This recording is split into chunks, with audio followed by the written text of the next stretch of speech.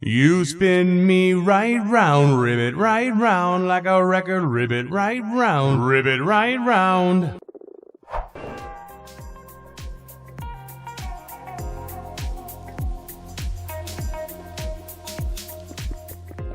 Hello there, and welcome back to Roguecraft.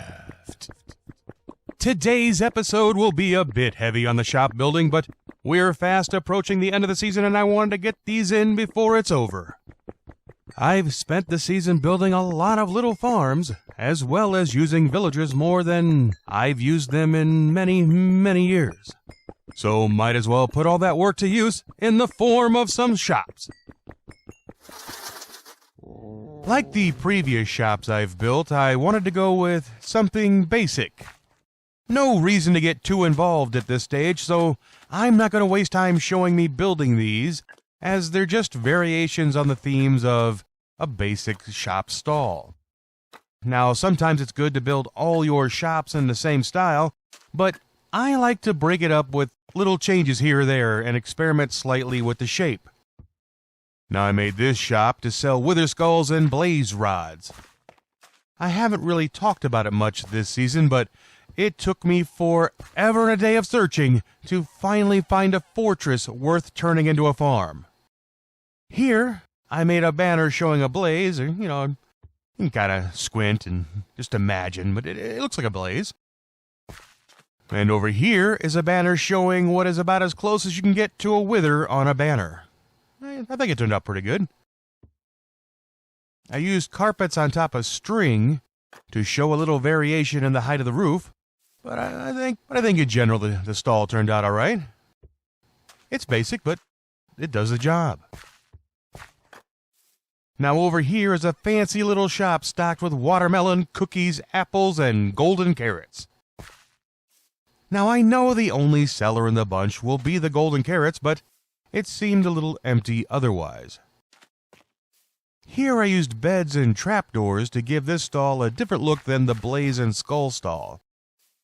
I kinda like it. It's a little busy on top, but it does the job.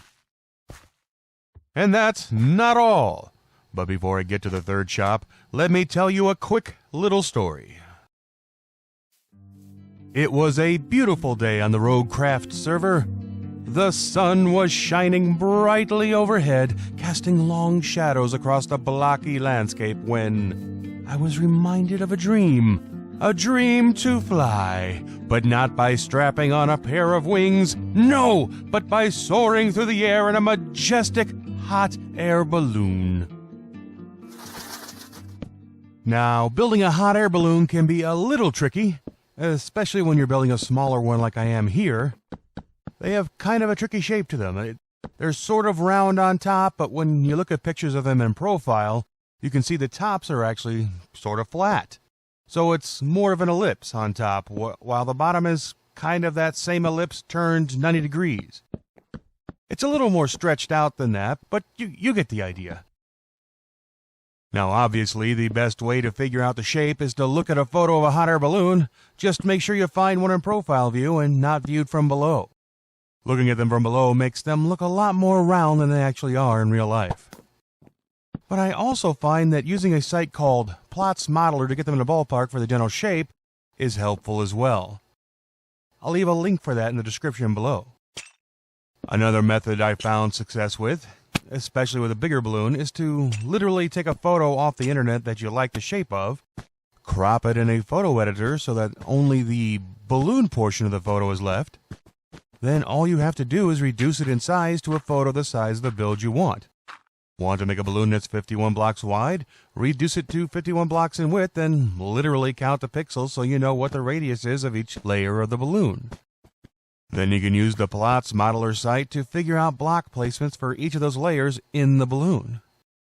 The site may be a little confusing to use at first, but in the long run I find it to be extremely useful for anything even close to a circular shape in any build.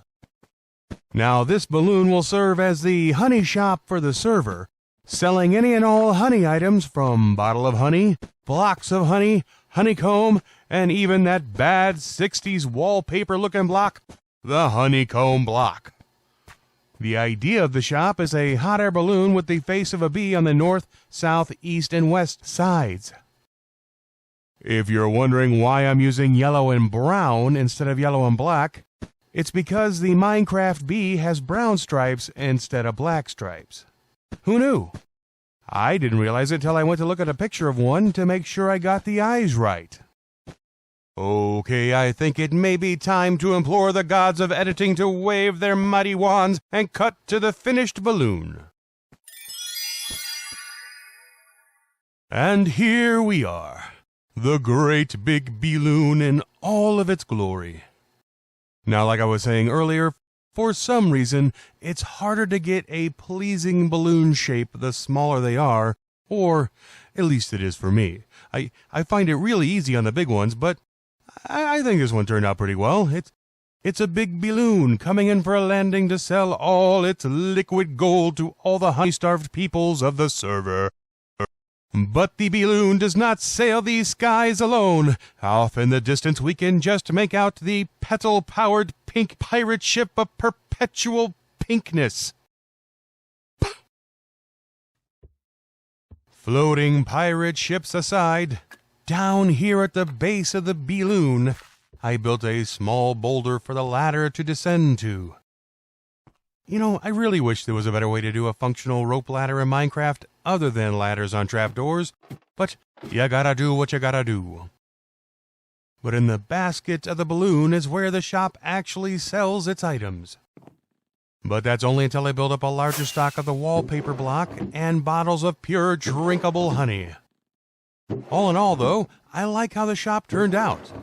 I don't think there's any doubt when you walk through the shopping area what it is or what items you can purchase there. But as the sun sets on the great Beeloon, have I pounded that pun into the ground yet? But as it says, I would like to apologize for the absence of videos lately. Life has been interesting around here, and when it gets interesting, videos, sadly, tend to fall to the wayside, which is sad because making videos is actually fun for me. It's my one creative outlet, and I wish I had more time for it, but hopefully videos will be coming out more dependably in the near future. But all that interestingness aside, it's time to bid you adieu. Until next time, I have been Gragore, and this has been Roguecraft. Wherever you are, whatever you're doing, always try and find a way to make it fun. See ya!